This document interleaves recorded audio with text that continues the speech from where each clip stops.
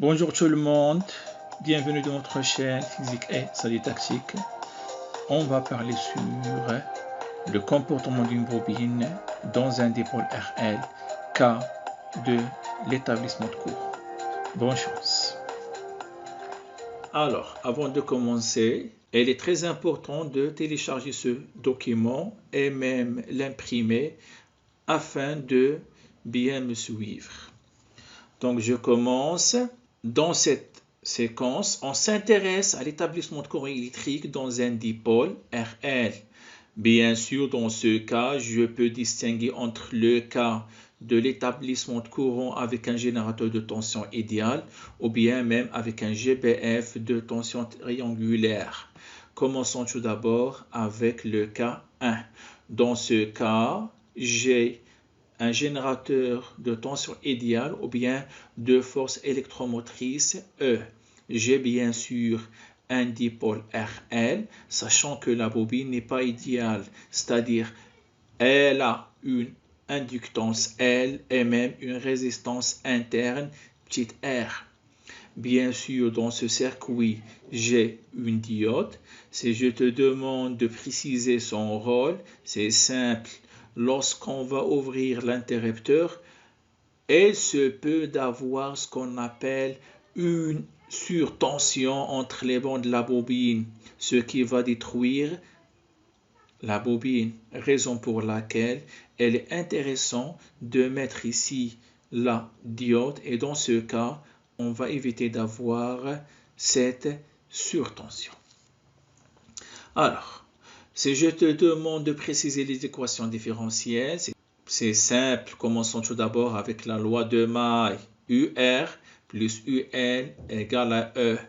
Dans ce cas, si je te demande d'établir l'équation vérifiée par I, tout simplement, je remplace UL. Par quoi, monsieur? Par L fois D2I sur D2T. C'est la dérivée de I plus, bien sûr, R fois I. Et bien sûr, d'après la loi d'Ohm, je remplace UR par R fois I. Dans ce cas, je peux factoriser avec le I, ce qui donne petit r sur grand R, donc on le pose tout simplement R total. C'est la résistance totale de ce dipôle RL. Et de cette façon, j'arrive à établir l'équation différentielle vérifiée par I. Mais on peut diviser sur R total pour faire apparaître quelques grandeurs significatives. Donc, de la quatrième ligne vers la cinquième ligne, on a divisé le tout sur R total. Donc, ça nous donne L sur R total fois la dérivée de I. Bien sûr, ici, on va simplifier par R total, ce qui donne seulement dans le deuxième terme I, alors que le troisième terme, ça devient E sur R total. Dans ce cas, lorsque je te demande de préciser la signification physique de ce rapport, L sur R total nie que le taux. Alors que l'autre rapport, E sur R total, représente le I0. C'est l'intensité de courant électrique. Dans quel régime? Dans le régime permanent.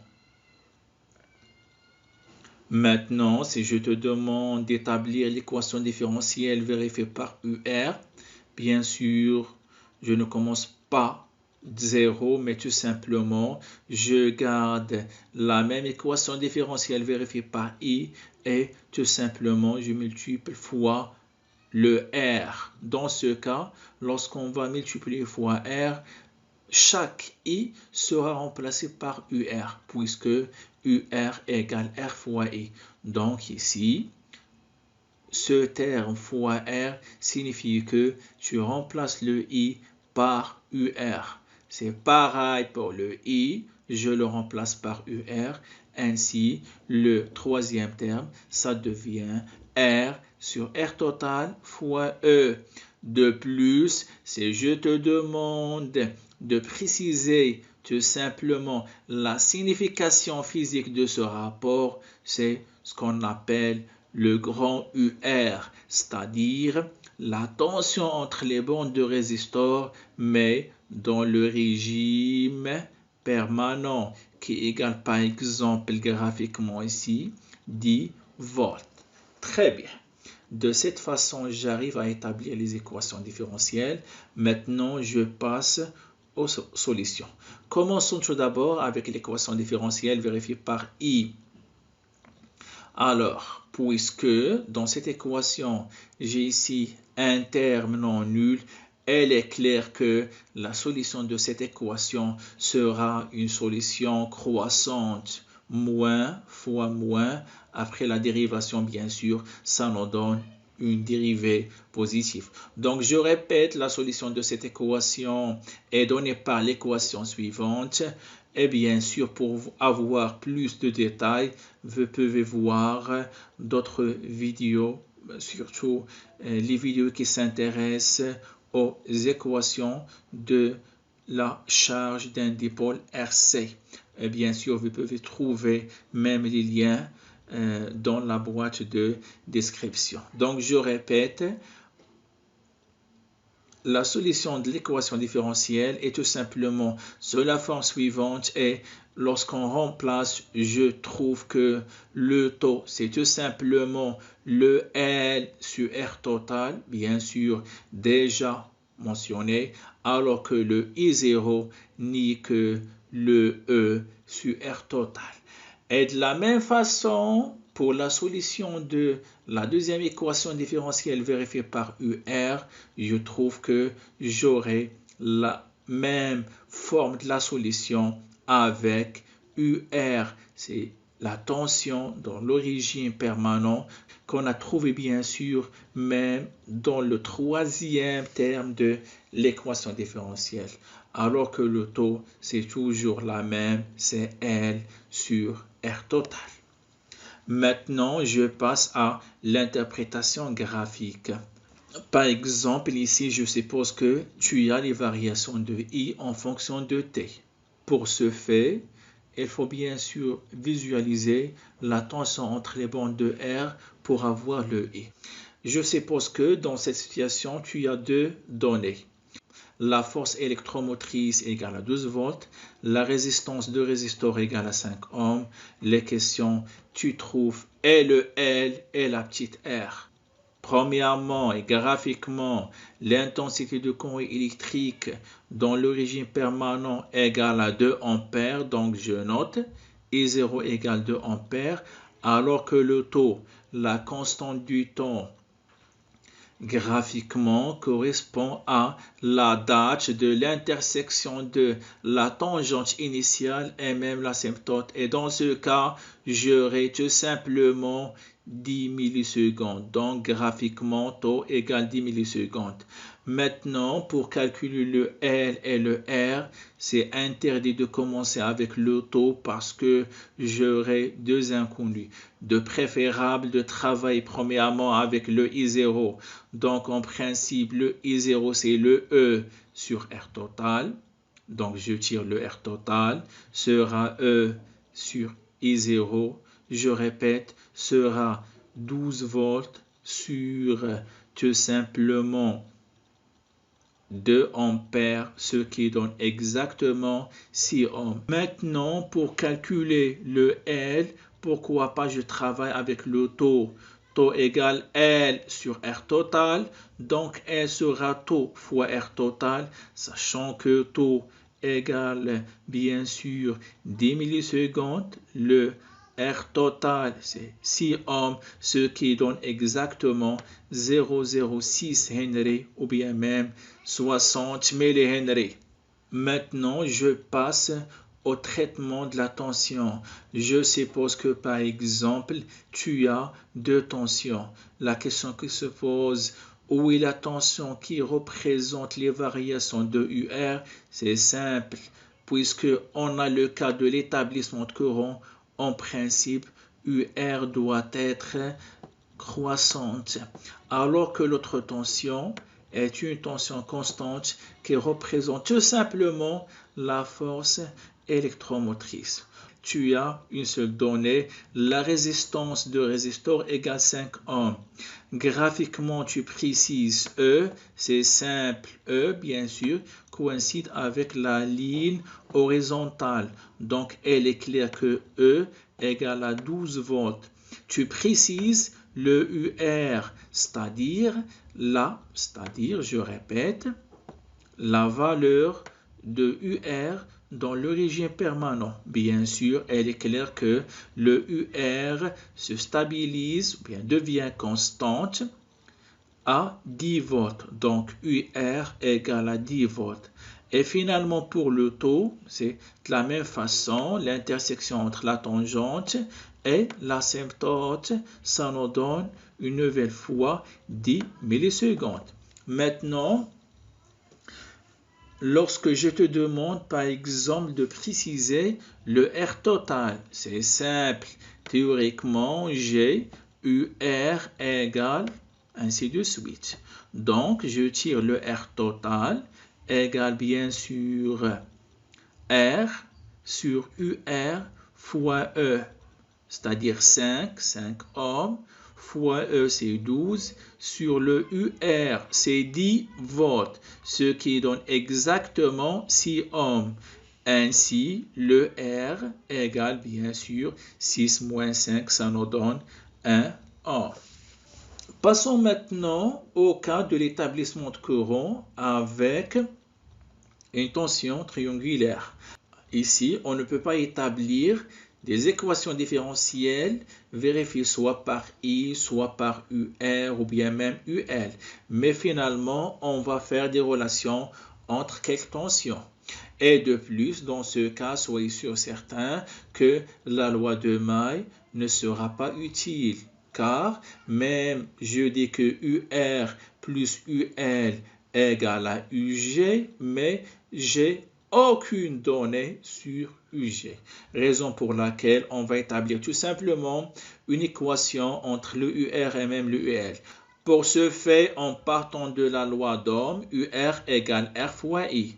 Donc je tire le I égale UR. En partant de la loi d'Ohm, UR égale R fois I. Je tire le I, c'est UR sur R. D'autre part, et bien sûr, je suppose que j'ai une bobine idéale, donc UL, bien sûr, égale seulement L fois D de I sur D de T. Bien sûr, je remplace I par le rapport UR sur R.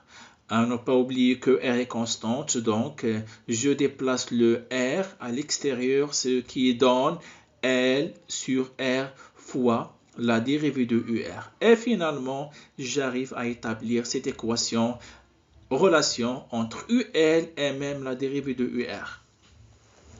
Maintenant, si je passe à l'interprétation graphique, je te donne par exemple ces deux courbes. Une courbe triangulaire qui représente tout simplement le UR et une courbe rectangulaire qui représente tout simplement le UL.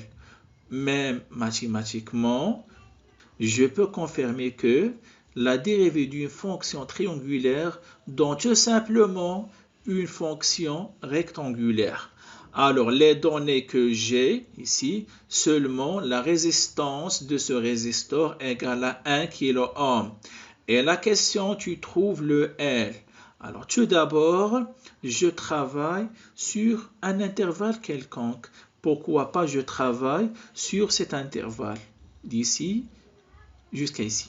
Alors, dans cet intervalle, je remarque que UL est bien fixé à cette valeur, qui va correspondre tout simplement combien de divisions j'ai 1, 2, 2,5. Bien sûr, à ne pas oublier que cet axe représente l'axe du temps. Donc, j'ai 2,5 divisions, sachant que chaque division correspond à 2 volts. Donc, très bien.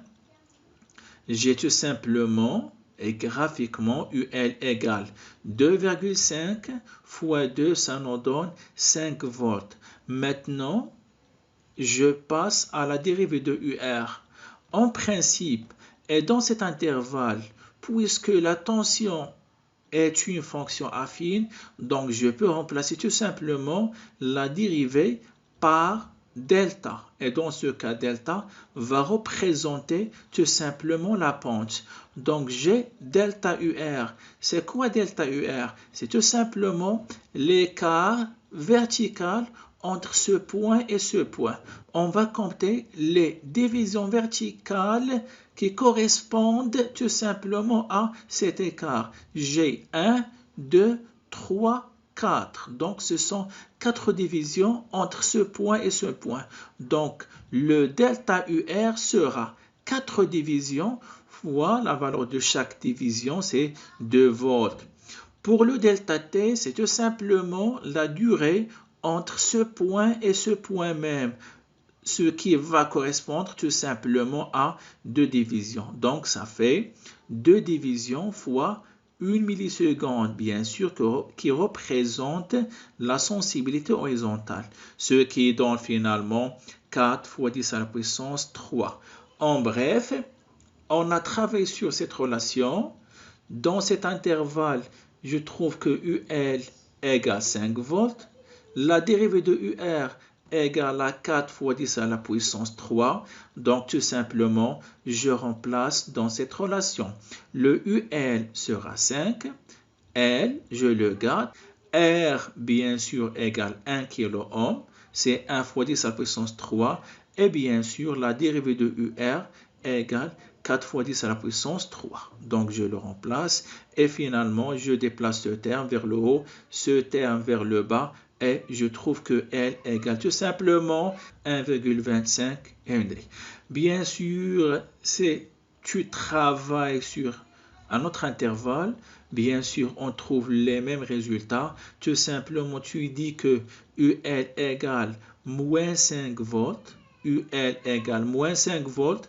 La dérivée égale moins 4 fois 10 à la puissance 3, puisque dans cet intervalle, la fonction est décroissante, ce qui donne L égale moins 5 sur moins 4, c'est-à-dire c'est toujours 1,25 Henry. Donc, j'espère avec ce document, j'arrive à montrer pas mal des situation liée à l'établissement de courant électrique. Bonne chance et on se retrouve à la prochaine, Inch'Allah.